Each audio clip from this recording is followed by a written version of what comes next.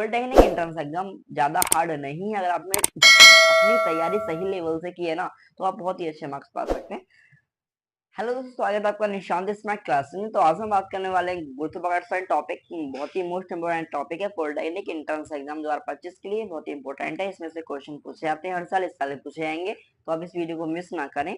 तो पहली बात आती है सर, गुरुत्वाकर्षण होता क्या है। तो इसकी खोज जो की थी वो सर आइजैक न्यूटन ने की थी।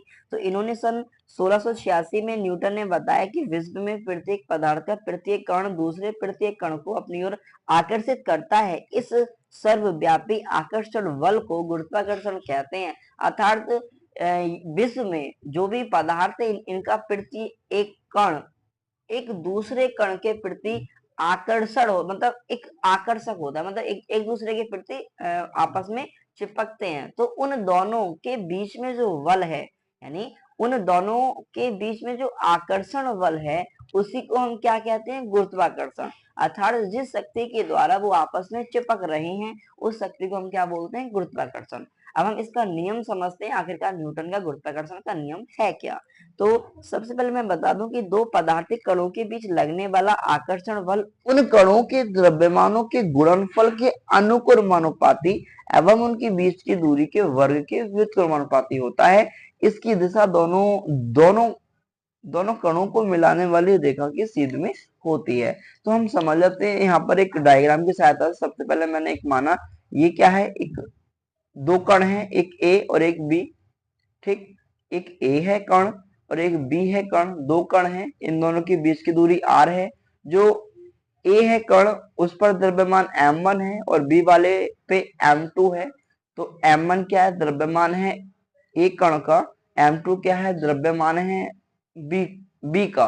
तो हम इस प्रकार से समझ सकते हैं कि दोनों कणों के जो द्रव्यमान है उनका गुणनफल यानी m1 गुणा m2 होगा बीच की दूरी के वर्ग के व्युत्क्रमानुपाती, अर्थात r के। बीच की दूरी कितनी r है ना, तो हम कह सकते हैं कि f अनुक्रमानुपाती m1 इंटू m2 और व्युत्क्रमानुपाती का मीन्स होता है उसके अपॉन में आना, मतलब कि बटे में आना।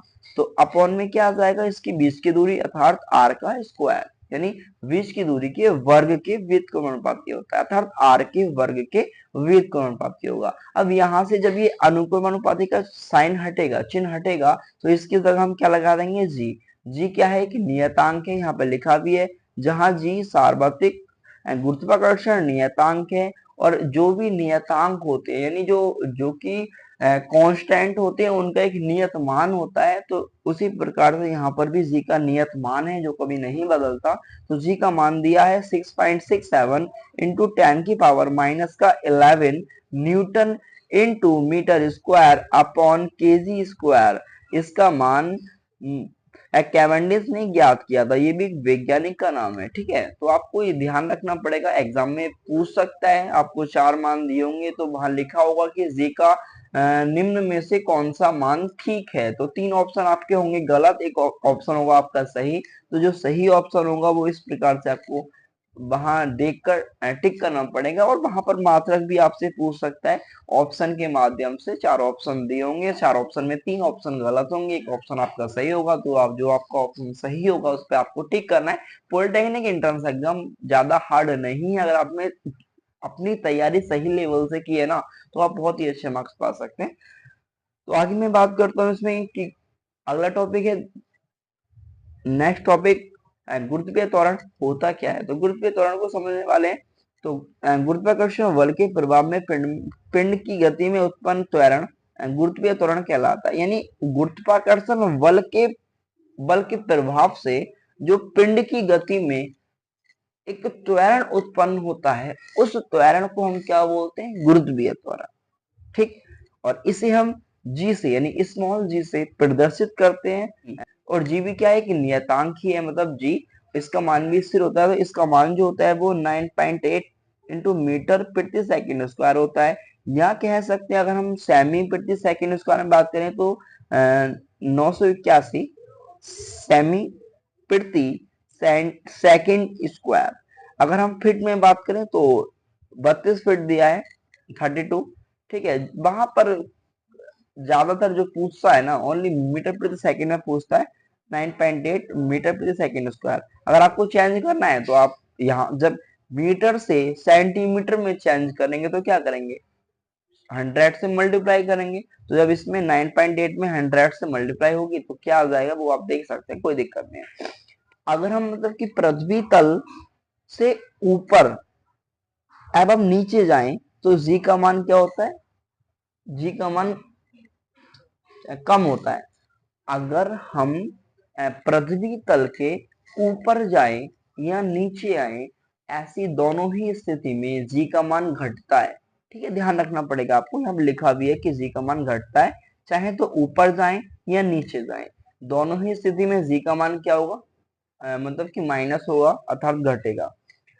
इसका मान विषुवत रेखा पर सबसे कम और ध्रुवों पर सबसे अधिक होता है। एग्जाम में बहुत बार क्वेश्चन पूछा भी गया है कि गुरुत्वीय त्वरण का मान सबसे अधिक होता है तो कहाँ होता है, ध्रुवों पर होता है या विषुवत रेखा पर होता है। तो जो इसका सही आंसर होगा वो क्या होगा, ध्रुवों पर इसका मान सबसे ज्यादा होता है। आखिर बात आती है कि गुरुत्वीय क्षेत्र क्या होता है। तो गुरुत्वीय क्षेत्र किसी आकर्षणकारी कण के चारों ओर उस स्थान को जिसमें उस कण का गुरुत्वाकर्षण बल अनुभव होता है उसे गुरुत्वीय क्षेत्र कहते हैं। अर्थात आप समझ सकते हैं कि एक कण है, उसके चारों तरफ जहां पर गुरुत्वाकर्षण बल का अनुभव होता है, एक कण है सपोज दैट, इस कण के चारों तरफ जहां पर गुरुत्वाकर्षण बल का अनुभव होता है उसे क्या कहेंगे, उसे गुरुत्वीय क्षेत्र बोल देंगे। कोई दिक्कत नहीं, बहुत हल्का है।